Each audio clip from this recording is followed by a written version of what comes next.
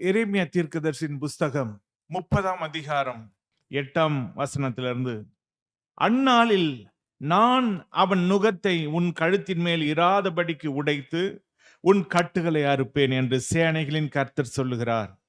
அந்நியர் இனி அவனை அடிமை கொள்வதில்லை, தங்கள் தேவனாகிய கர்த்தரையும் நான் தங்களுக்கு எழுப்ப போகிற தங்கள் ராஜாவாகிய தாவீதையே சேவிப்பார்கள். ஆண்டவராகிய தேவன் தம்முடைய பிள்ளைகளுக்கு அவர் கடைசி நாட்களிலே அவர் கொடுத்த ஒரு வாக்குத்தத்தம். யார் இந்த வாக்குத்தத்தத்தை பெற்றுக்கொள்றாங்க என்று பார்த்தால் இஸ்ரவேல் மக்கள். இஸ்ரவேல் மக்கள் மட்டுமா என்று பார்த்தால், மனம் திரும்பி ரட்சிக்கப்பட்டு ஞானஸ்நானம் எடுத்த அபிஷேகம் பெற்ற எல்லாரும் தேவனுடைய இஸ்ரவேலர், ஆவிக்குரிய இஸ்ரவேலர். நம்ம எல்லாருக்கும் தேவன் ஒரு வாக்குத்தத்தத்தை அவர் கொடுக்கிறார். அந்நாளில் நான் அவன் நுகத்தை உன் கழுத்தின் மேல் இராதபடிக்கு உடைத்து. எப்பேற்பட்ட நுகம் இந்த நாளிலே உங்கள் கழுத்திலே கட்டப்பட்டிருந்தாலும், மனிதர்கள் கட்டு போட்டிருப்பாங்க, சிலர் சும்மாவே வழிய வந்து நம்மள பிரச்சனை கொடுப்பாங்க. நாம அவங்க பிரச்சனைக்கு போகவே மாட்டோம். ஆனா வழியே வந்து நம்ம ஒரு சின்ன காரியத்தை நாம செஞ்சா கூட அவங்க கத்துவாங்க. இதெல்லாம் மனிதர்களுடைய கட்டுகள். நீங்க ஏதோ செய்றீங்கன்னா அத வந்து ஏன் இப்படி செய்யற, யார கேட்டு செஞ்ச, யார கேட்டு நீ சாப்பிட்ட, இதெல்லாம் ஒரு சின்ன சின்ன விஷயங்கள். அதுல வந்து அவங்க மூக்க நுழைச்சு உங்களை அவங்க கட்டி வச்சுக்க நினைப்பாங்க. இங்க பார்த்தா நுகம் என்பது, ஒரு மாடு இருக்குன்னா, ஒரு 2 மாடு இருக்குன்னா, அந்த 2 மாட்டு மேல ஒரு பெரிய வெயிட்டான ஒரு காரியத்தை தூக்கி, ஒரு பெரிய ஒரு தடியான கட்டையை தூக்கி அது அந்த கழுத்து மேல வச்சு அந்த 2 மாட்டுடைய கழுத்தையும் போட்டு கட்டுவாங்க. எதுக்காக? அந்த நுகத்தை அது சுமக்கணும், அந்த நுகத்தை கீழே போற்றக்கூடாது. அதை சுமப்பது எதற்காக? அந்த 2 மாட்டைய அந்த நுகத்தை வச்சு அந்த நடுவுல ஏற கட்டி அவங்க வந்து அந்த மாட்டை அடிச்சு அந்த மாட்டை ஓட்டுவாங்க. அந்த மாடு ஓடுற இடமெல்லாம் அந்த ஏற உழுது உழுது உழுது உழுது அந்த மாட்டை வேலை வாங்கி அவங்களுடைய அந்த மண்ணை பதப்படுத்துவாங்க. இப்படி தங்களுடைய வேலையை வாங்கி கொள்றதுக்காக நுகத்தை பூட்டுறாங்க. இன்னைக்கு நிறைய பேருடைய வாழ்க்கையில மற்றவங்களுக்காகவே வாழ்ந்து கொண்டு இருக்கீங்களா? அதுதான் உங்க வாழ்க்கையில ஒரு நுகம். மற்றவங்க உங்களை அடிமை கொள்ளணும்னு நினைக்கிறாங்களா? ஐயோ, எனக்கு வேலையில ஒரு நாள் கூட எனக்கு லீவே தர மாட்டேன்றாங்க, அதுவே ஒரு நுகம். எனக்கு டைமே இல்லை, மற்றவங்களுக்காகவே வாழ்ந்து கொண்டிருக்கிறேன், எனக்காக நான் வாழறதே இல்லை. நிறைய பேருடைய வாழ்க்கை அப்படிதான் இருக்கு. ஆனா இன்னைக்கு ஆண்டவர் அந்த நுகத்தை முறிப்பதற்கு தேவன் ஆயத்தமா இருக்கிறார்.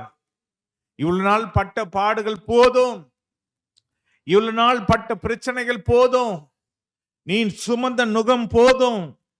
அந்த நுகத்தை உன் கழுத்தின் மேல் இராதபடிக்கு உடைத்து ஆண்டவர் வந்து உடைச்சி எடுக்கிறார். அது எப்பேற்பட்ட இரும்புல செய்யப்பட்ட நுகமா இருக்கட்டும்.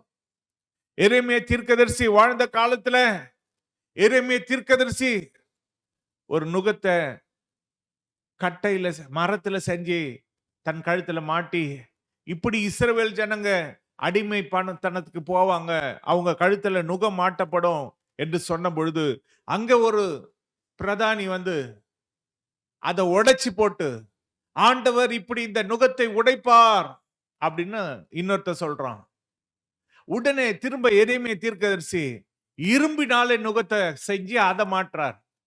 அதை ஈஸியா உடைக்க முடியாது. அப்போ ஆண்டவர் அவரா நுகத்தை மாட்டினா யாருமே உடைக்க முடியாது, அவரை உடைச்சா யாருமே மாட்ட முடியாது. ஹல்லேலூயா. அவர் உடைச்சா அது இரும்புல செஞ்சாலும் சரி, வெண்கலத்துல செஞ்சிருந்தாலும் சரி, மரத்துல செஞ்சிருந்தாலும் அந்த நுகம் அவர் உடைச்சா உடைச்சதுதான். அவரால் மட்டும்தான் அந்த நுகத்தை உடைக்க முடியும். இன்னைக்கு இதை கேட்டு கொண்டிருக்கிற தேவனுடைய பிள்ளைகள் யாராய் இருந்தாலும், உங்க வாழ்க்கையில எப்பேற்பட்ட நுகத்தை நீங்கள் சுமந்து கொண்டிருந்தாலும், உங்களுடைய நுகத்தை தேவன் இன்னைக்கு உடைப்பேன் என்று வாக்குத்தத்தம் பண்ணுகிறார். நிச்சயமாக அவர் உங்கள் நுகத்தை உடைப்பார். கழுத்தில் இராதபடிக்கு உடைப்பேன், உன் கட்டுகளை அறுப்பேன். உடைப்பது மட்டுமல்ல, கட்டப்பட்டிருக்கிற கட்டுகள், எனக்கு எப்பேற்பட்ட கட்டுகள் உங்க வாழ்க்கையில கட்டப்பட்டிருந்தாலும், தேவனுடைய பிள்ளைகளே, உங்க கட்டுகளை ஆண்டவர் அறுப்பேன் என்று வாக்குத்தத்தம் பண்ணுகிறார். அப்படிப்பட்ட நல்ல தேவன் நமக்கு இருக்கிறார். நம்முடைய நுகத்தை உடைக்கிற தேவன், நம்முடைய கட்டுகளை அறுக்கிற தேவன். இனி அவனை அடிமை கொள்வதில்லை. அந்நியர் இனிமே யாரும் உங்களை அடிமை கொள்வது இல்லை. ஏன்னா அவர் நுகத்தை உடைச்சிட்டா, அவர் கட்டுகளை அறுத்தா. அதனாலதான் வேதம் சொல்லுகிறது, குமாரன் உங்களை விடுதலை ஆக்கினால் மெய்யாகவே விடுதலை ஆவீர்கள். சும்மா இல்ல, மெய்யாகவே. மெய்யாகவே அப்படின்னு சொல்லும் பொழுது ஆண்டவர் இயேசு சொல்லுவாரு, அதுதான் எனக்கு ஞாபகம் வருது. மெய்யாகவே, மெய்யாகவே. அதை அழுத்தி சொல்வார், 2 முறை சொல்வார். ஏன்னா உண்மையாவே, உண்மையாவே, சத்தியமா, சத்தியமா, மெய்யாகவே, மெய்யாகவே. அதனால இயேசு நம்ம நுகத்தை உடைச்சா மெய்யாகவே, மெய்யாகவே அந்த நுகம் உடைக்கப்படும். இயேசு நம்முடைய கட்டுகளை அறுத்தா மெய்யாகவே, மெய்யாகவே நம்முடைய கட்டுகள் அறுக்கப்படும். இயேசு நம்மளை விடுதலை ஆக்கினால் இனி நாம் ஒருபொழுதும் மெய்யாகவே, மெய்யாகவே இனி நாம் அடிமை கொள்வதில்லை, நாம் அடிமைப்படுவதே இல்லை. மற்றவங்களால அடிமை கொள்ளப்படுவதில்லை, மற்றவங்க நம்மளை அடிமை கொள்வதில்லை என்று சொல்லி ஆண்டவர் நமக்கு இன்னைக்கு வாக்குத்தத்தம் சொல்லுகிறார். ஏன் தெரியுங்களா? அப்படி அவர் அந்த கட்டுகளிலிருந்து, அந்த நுகத்திலிருந்து அவர் விடுதலையாக்கி, அடிமைத்தனத்திலிருந்து விடுதலையாக்கும் பொழுது அவங்க என்ன செய்வாங்களாம்? தங்கள் தேவனாகிய கர்த்தரையும் நான் தங்களுக்கு எழுப்ப போகிற தங்கள் ராஜாவாகிய தாவீதையுமே சேவிப்பார்கள். தாவீது எரேமியா தீர்க்கதரிசி வாழ்ந்த காலத்துக்கு முன்னாலேயே தாவீது மரிச்சு போயிட்டாரு. அப்ப இவர் எந்த தாவீதை குறித்து சொல்றாரு? தங்கள் தேவனாகிய கர்த்தர், பிதாவாகிய தேவன் தங்களுக்கு எழுப்ப போகிற தங்கள் ராஜாவாகிய தாவீதை சேவிப்பாங்க. அப்படின்னா அதுதான் ஆண்டவராகிய இயேசு கிறிஸ்து. ஏன்னா அவர் தாவீதுன்னு சொல்லி, தாவீதின் குமாரன் தாவீது அப்படின்னு சொல்லி ஆண்டவர் இயேசுக்கு ஒரு பட்ட பேர். அவரை தான் தேவன் உயிரோட எழுப்பினார். அப்ப அவரை தான் சேவிப்பாங்க. அப்ப நாம் அவரை சேவித்தா எந்த கட்டும் நம்ம வாழ்க்கையில கட்ட முடியாது, எந்த நுகமும் நம்மள நுகப்படுத்த முடியாது. எந்த எஜமானா இருந்தாலும், எந்த கொம்மனா இருந்தாலும் நம்மளை அடிமைப்படுத்த முடியவே முடியாது. ஹல்லேலூயா. அதுக்கு தான் நாம் என்ன செய்யணும்? கர்த்தரை சேவிக்கணும். நாம் என்ன செய்யணும்? தாவீது, ராஜாவாகிய தாவீதை அவர் எழுப்ப போறாரு. அதை எப்போ வாக்கு பண்ணாரு? எரேமியா தீர்க்கதரிசி காலத்துல வாக்கு பண்ணாரு. எப்ப அவர் உயிரோட எழுப்பினாரு? இயேசு நமக்காக, நம்முடைய பாவங்களுக்காக மரிச்ச அந்த நாளிலே. அவர் வெள்ளிக்கிழமை மரிக்கிறார்னா 3 நாள்ல ஞாயிற்றுக்கிழமை உயிரோட எழுப்பிட்டாரு. 3 நாள் கூட கல்லறை அவரை அடக்கி வைக்க முடியல. ஏன்னா தாவீது, நான் எழுப்ப போகிற தாவீதையே சேவிப்பாங்க, கர்த்தரை சேவிப்பாங்க, தாவீதை சேவிப்பாங்க அப்படின்னு சொன்னா அந்த தாவீது வேற யாரும் இல்ல, நம்முடைய இரட்சகராகிய இயேசு கிறிஸ்து. அவரை சேவிப்போம். அதனால்தான் நானும் என் வீட்டாரமும் என்றால் கர்த்தரையே சேவிப்போம் என்று யோசுவா சொன்னதுனால யோசுவா யாருக்கும் அடிமைப்படல. உயிரோடு இந்த காலமெல்லாம் யோசுவாவுக்கு எல்லாம் பயந்து நடுங்கினாங்க. இன்னைக்கு நாம் கர்த்தரை உண்மையா சேவிச்சா ஒருத்தர் கூட நம்மளை எதிர்த்து நிற்க முடியாது. ஹல்லேலூயா. கர்த்தரை நாம் சேவிக்க வேண்டும். யோவான் சுவிசேஷ புஸ்தகத்துல ஆண்டவராகிய இயேசு கிறிஸ்துவை குறித்து அவர் எப்படிப்பட்டவராக இந்த உலகத்தில் வந்தார் என்று நாம் பார்த்தால், யோவான் சுவிசேஷ புஸ்தகம் 12ஆம் அதிகாரம், அங்கே அவரை குறித்து சொல்லப்பட்டிருக்கிற காரியம் 14ஆம் வசனத்துல, 13 வாசிக்கிறேன். குருத்தோலைகளை பிடித்து கொண்டு அவருக்கு எதிர்கொண்டு போகும்படி புறப்பட்டு, ஓசன்னா, கர்த்தருடைய நாமத்தினாலே வருகிற இஸ்ரவேலின் ராஜா ஸ்தோத்தரிக்கப்பட்டவர் என்று ஆர்ப்பரித்தார்கள். அல்லாமலும், சியோன் குமாரத்தியே, பயப்படாதே, உன் ராஜா கழுதை குட்டியின் மேல் ஏறி வருகிறார் என்று எழுதியிருக்கிற பிரகாரமாக. இன்னைக்கு யாருன்னா பயந்து கொண்டு இருக்கிறீங்களா?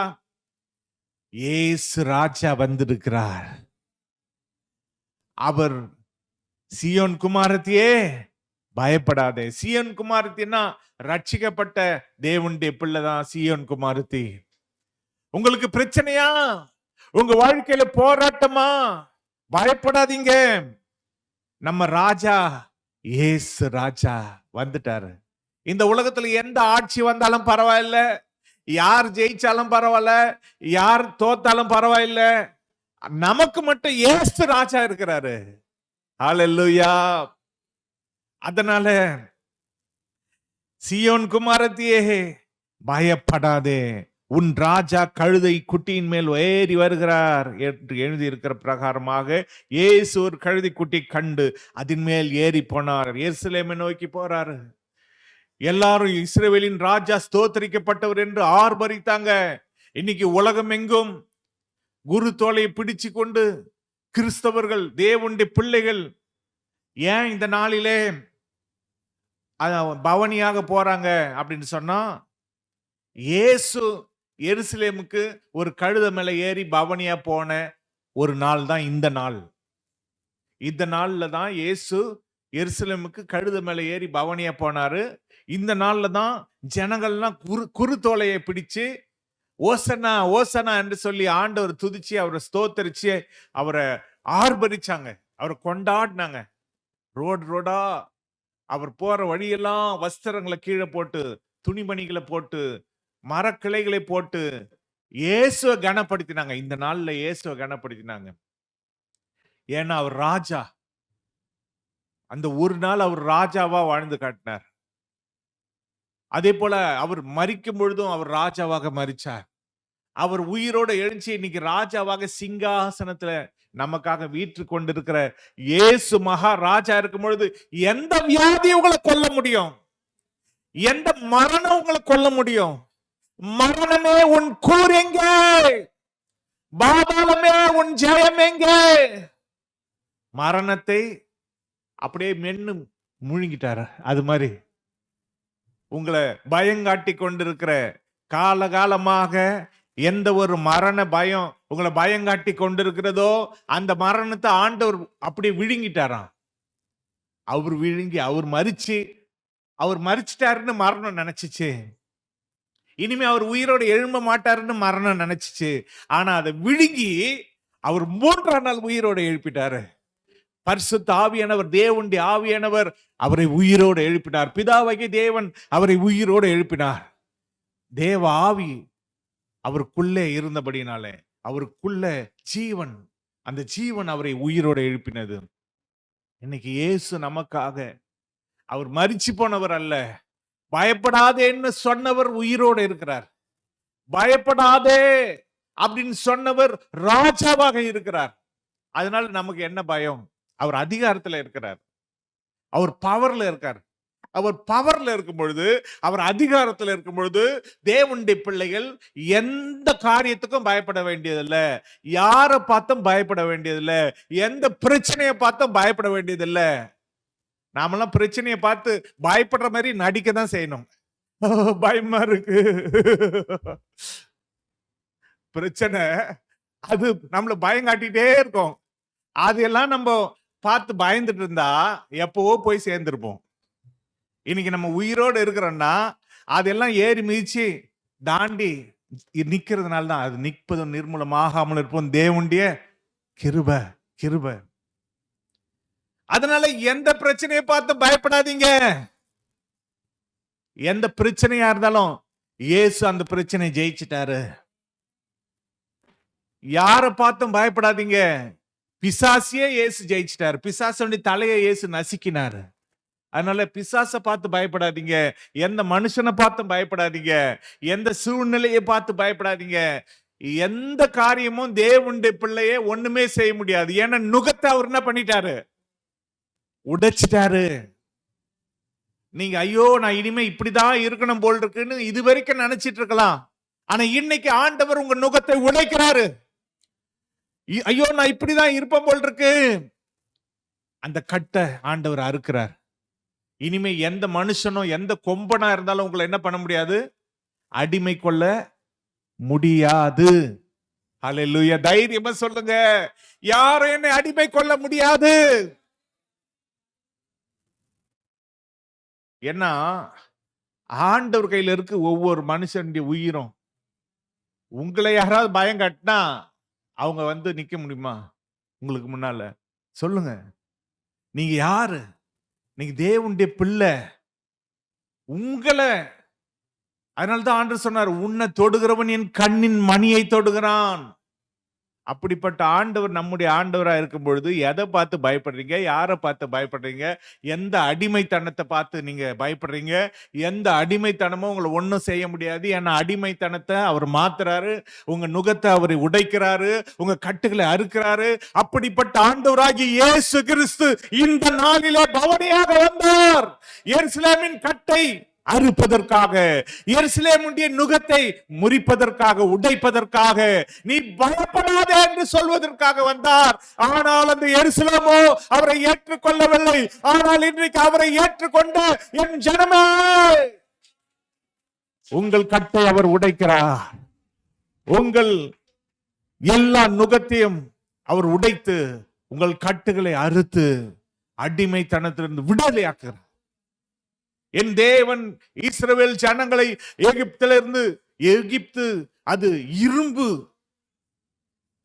அந்த கோட்டை இரும்புல, அதுவும் இல்லாம சங்கிலி இரும்புல போட்டு யோசேப்பை ஒடுக்கினார்கள்.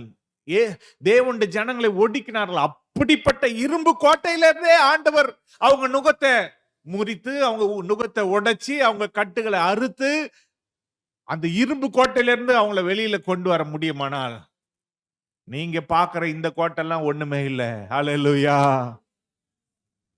அவர் உடைச்சு தகர்த்து, தேவைப்பட்டா ஜெயிலே என்ன பண்ணாரு? பவுலையும் சீலாவையும் சிறைச்சாலையில வச்ச பொழுது அவர்கள் தேவனை துதித்தாங்க. அவங்க கட்டுகள் என்ன ஆச்சு? அறுக்கப்பட்டது. உபத்திரவ நேரங்களில் நாம் செய்ய வேண்டிய ஒரே ஒரு காரியம், தேவனை நோக்கி துதிக்க வேண்டும். அப்பா இந்த உபத்திரவத்துக்காய் ஸ்தோத்திரம். அப்படியே சந்தோஷமா, ஆண்டவரே இந்த பிரச்சனைக்காய் ஸ்தோத்திரம், இந்த கட்டுக்காய் ஸ்தோத்திரம், இந்த நுகத்துக்காய் ஸ்தோத்திரம். உடனே ஆண்டவர் அவருடைய நுகத்தை நம்ம மேல் வைப்பார். நான் அதான் சொன்னல, என் நுகத்தை நீ ஏற்றுக்கோ. ஏன்னா நிறைய பேர் நுகம் வேணாம், நுகம் இருக்கும். ஒண்ணு ஆண்டவர் இயேசுடைய நுகமா இருக்கணும், இல்ல பிசாசுடைய நுகம், இல்ல மனிதர்களுடைய நுகம். எந்த நுகம் நமக்கு வேணும்? நுகம் இருக்கும். உதாரணத்துக்கு ஒன்னு கோல்டுல இருக்கு, ஒன்னு சில்வர்ல இருக்கு, ஒன்னு இரும்புல இருக்குன்னு வைங்க. நீங்களா ஏதாவது ஒண்ணு எடுத்துங்க, ஆனா மூணுமே நுகம். நீங்க கோல்டுல எடுத்தா அது ஆண்டவர் இயேசுடைய நுகம்னு வச்சுங்க. ஆண்டவர் இயேசுடைய நுகம் லகுவா இருக்கும். அவர் அந்நிய நுகத்தை உடைச்சு அவர் நுகத்தை நம்ம மேல் வைப்பார். அவர் வச்சா அவர் மெதுவா நம்மளை நடத்துவார், அன்பா நடத்துவார். அப்பா முடியலப்பான்னா சரி, உனக்கு இளைப்பாறுதல். அப்பா உதவி செய்யுங்க, உதவி செய்வார். அப்பா எனக்கு உதவி செய்யுங்க, என்னால முடியல, சோதனை ஜெயிக்க முடியல, சோதனையை தாங்க முடியல. அவர் கூடவே இருந்து அவரும் சேர்ந்து நம்ம நுகத்தை அவர் சுமப்பார். அது பொன்னாலான நுகம். இன்னொரு நுகம், அது வெள்ளியில செஞ்ச நுகம்னு வைங்க, அது மனிதர்களுடைய நுகம். மனிதர்கள் நம்மளை குட்டிக்கிட்டே இருப்பாங்க, மனிதர்கள் நம்மளை ஒடுக்கிக்கிட்டே இருக்க நினைப்பாங்க. சிலர் பணம், அந்த பணத்தை வச்சு உங்களை என்ன பண்ணுவாங்க? அடிமை கொள்ள நினைப்பாங்க. நீங்க வேலை செய்யற இடத்துல உங்க ஓனர் உங்களை அடிமை கொள்ள நினைப்பாங்க. நீ வேலைக்கு வந்துதான் ஆகணும், நீ சர்ச்சுக்கெல்லாம் போகக்கூடாது, உனக்கு லீவ் எல்லாம் கிடையாது. அது வந்து வெள்ளியில செஞ்ச நுகம்னு வைங்க. இன்னொன்னு இரும்பு. இது ஒருவேளை பிசாசின் நுகம். பிசாசு ஜனங்களை ஒடுக்கக்கூடிய நுகமா இருக்கும். அப்போ இப்படிப்பட்ட நுகத்துல நாம் தெரிந்தெடுக்க வேண்டியது இயேசுவின் நுகம். அது மெதுவா இருக்கும், லகுவா இருக்கும். அவர் நம்மளோட காலம் முழுசா இருப்பாரு, மரண பரியந்தம். எவ்வளவு நாள் நம்ம உயிரோட இருந்தாலும் அது வரைக்கும் நம்மளை நடத்துவார், நம்ம கூடவே இருப்பார். நம்ம மரிச்சாலும் நம்மள உயிரோட எழுப்புவார், கூடவே வச்சுப்பார், பரலோகத்துல வச்சுப்பார். அதனால அவர் நுகத்தை நாம் ஏற்றுக்கொள்வோம். இந்த நுகமெல்லாம் ஓடியே போயிடும். ஹல்லேலூயா. ஏன்னா ஏதோ ஒரு நுகம் ஒவ்வொருத்தருக்கும் இருக்கு. இன்னைக்கு இரும்பு நுகமா இருந்தாலும், வெண்கல நுகமா, பிசாசு நுகமா இருந்தாலும், மனிதருடைய நுகமா இருந்தாலும் அதை இயேசு உடைக்கிறார். இன்னைக்கு நாம, ஆண்டவரே உங்க நுகத்தை எனக்கு தாங்க, நான் உமக்கு அடிமை. நான் இவ்வளவு நாள் பிசாசுக்கு அடிமையா இருந்திருக்கேன், இவ்வளவு நாள் நான் மனிதர்களுக்கு அடிமையா இருந்திருக்கேன். இனிமே நான் எந்த மனிதர்களுக்கும் அடிமை கிடையாது, எந்த பிசாசுக்கும் நான் அடிமை கிடையாது. நான் உமக்கு அடிமைப்பா, உங்க நுகத்தை என் மேல போடுங்கப்பா அப்படின்னு சொல்லி ஆண்டவர்கிட்ட கேட்போமா? அப்ப அவர் அன்பா நடத்துவார், நம்மளை ரட்சித்து நடத்துவார். அவர் நமக்கு ராஜாவாக இருப்பார், நம்மளை அவர் காப்பாற்றுவார், முடிவு பரியந்து நம்மளை வழி நடத்துவார். அல்லேலூயா. அதனால இதோடு கூட நான் முடிக்கிறேன். இந்த வசனத்தோடு கூட நீங்க ஆண்டவர் இயேசு நம்முடைய நுகத்தை உடைத்து, நம்முடைய கட்டுகளை அறுத்து நம்மை அடிமைத்தனத்திலிருந்து நம்மளை விடுதலையாக்குகிறார். அல்லேலூயா. நம் கண்களை மூடி தேவனை நோக்கி நாம் ஜெபிப்போமா? எங்கள் அன்பின் பரிசுத்த பிதாவே, உம்மை நன்றி உள்ள இருதயத்தோடு துதிக்கிறோம், ஸ்தோத்தரிக்கிறோம். இந்த நேரத்தில் யாரெல்லாம் ஐயோ நான் அடிமையா இருக்கிறேன், என் கட்டுகள் என்னால் தாங்க முடியவில்லை, இந்த பாரமான நுகத்தை என்னால் தாங்க முடியவில்லை, என்னை யார் காப்பாற்றுவார், என்னை யார் விடுதலை ஆக்குவார் என்று இயேசுவை நோக்கி பார்க்கிற ஒவ்வொருவரையும் ஆண்டவர் இயேசு, இஸ்ரவேலின் ராஜா, தாவீதின் குமாரன், அவர் தாவீதாய் அவர் எழும்பினார். அவரை சேவிக்கிற அவருடைய பிள்ளைகள், அவரை நோக்கி பார்க்கிற அவர் பிள்ளைகள் அத்தனை பேருடைய நுகத்தையும் இயேசு உடைக்கிறார். இயேசு அவங்களுடைய கட்டுகளை அறுக்கிறார். இயேசு அவர்களை அடிமைத்தனத்திலிருந்து விடுதலை ஆக்குகிறார். ஹல்லேலூயா. உமக்கு நன்றி பிதாவே, உமக்கு நன்றி இயேசுவே, உமக்கு நன்றி பரிசுத்த ஆவியானவரே. நீர் எங்கள் தேவனாய் இருக்கும் பொழுது நாங்க எந்த பிசாசை பார்த்து பயப்பட வேண்டிய அவசியம் இல்லை. எங்கள் அப்பா பிதாவே, இந்த உலகத்துல நீர் எங்கள் அப்பா பிதாவாய் இருக்கும் பொழுது எங்கள் பிதாவே, நாங்கள் எந்த மனிதனை பார்த்தும் பயப்பட வேண்டியதில்லை, எந்த சூழ்நிலையை பார்த்து பயப்பட வேண்டியதில்லை, எந்த வியாதியை பார்த்து பயப்பட வேண்டியதில்லை, எந்த பிரச்சனையை பார்த்து பயப்பட வேண்டியதில்லை. எந்த நுகமும் எங்களை ஒன்று செய்ய முடியாது. அதற்காக உமக்கு ஸ்தோத்திரம் அப்பா. உம்முடைய தேவ ஜனங்கள், இதை கேட்டுக்கொண்டிருக்கிற எல்லா தேவ பிள்ளைகளை நீர் ஆசீர்வதியும். நுகத்தடியிலிருந்து அவங்களை விடுதலையாக்கும். உம்முடைய நுகத்தை எங்களுக்கு தாரும். அதை நாங்கள் சுமந்து பரலோக ராஜ்யத்துக்கு வந்து சேர நீர் உதவி செய்தரலாம். உமக்கே நாங்கள் மகிமை செலுத்துகிறோம். சகல துதிகன மகிமை ஒருவருக்கே உண்டாவதாக. மீட்பர் இயேசு கிறிஸ்து நாமத்தில் ஜெபிக்கிற எங்கள் பரிசுத்த பிதாவே, ஆமென்.